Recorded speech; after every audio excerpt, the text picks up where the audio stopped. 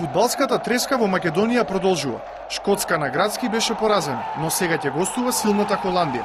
Ван Перси, Ариен Робен и Ван дер Варт се дел од големите имиња на холандската репрезентација кои пристигнаа денеска во Скопје.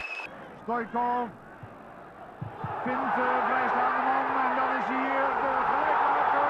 Het is Goran Pandev. Пред 4 години одигравме два пати нерешено. Во Скопје 2-2, а во Амстердам 0-0. Селекторот на македонската репрезентација Сречко Катанец вели дека тоа е минато и сега е најважно како ќе одигра нашата репрезентација. Холандските навивачи нема да дојдат во толка број колку и шкотските. Се очекува да пристигнат околу 500 навивачи. Фудбалерите веќе пристигнаа во Скопје. Селекторот Ван Марвик изјави дека ќе биде тешко да се освојат бодови на Градски. Во саботата голем број шкотски навивачи кои имаа влезници не влегоа на градскиот стадион. Фудбалската федерација им испрати 1000 билети.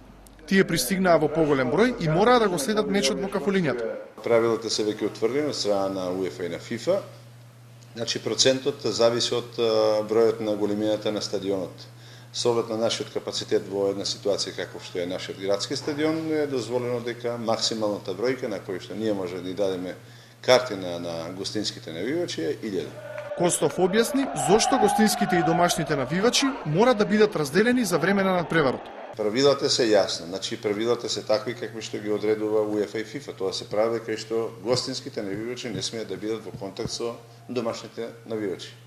Тоа се од причина безбедносни причини. Од друга страна, знаете вие, за време на надпреварот се развиваат разни страсти, разни возбудување и така натаму. Значи тоа се правила кои што ги одредува ФИФА и ние ги почитуваме тие правила. Селекторот Катанец вели дека Македонија ќе оди на победа, но и со нерешен резултат ќе ја задржиме позицијата за добро место на табелата.